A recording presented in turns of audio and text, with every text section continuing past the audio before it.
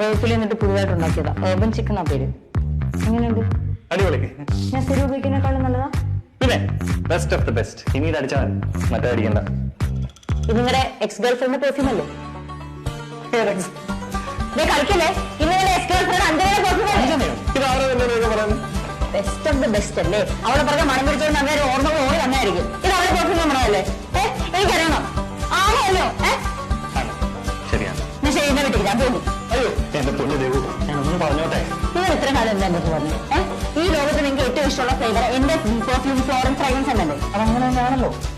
പറഞ്ഞേ ഇത് ഇനി കിട്ടാൻ മതി. നീ ഈ പെർഫ്യൂം അടിച്ചുകൊണ്ട് വന്നുകൊണ്ടാണ് എനിക്കത് നന്നായിട്ട് തോന്നുന്നത്.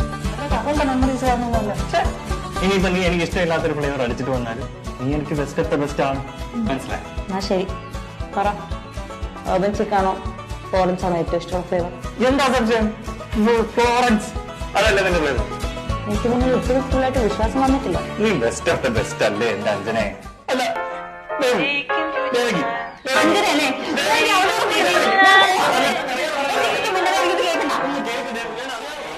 What?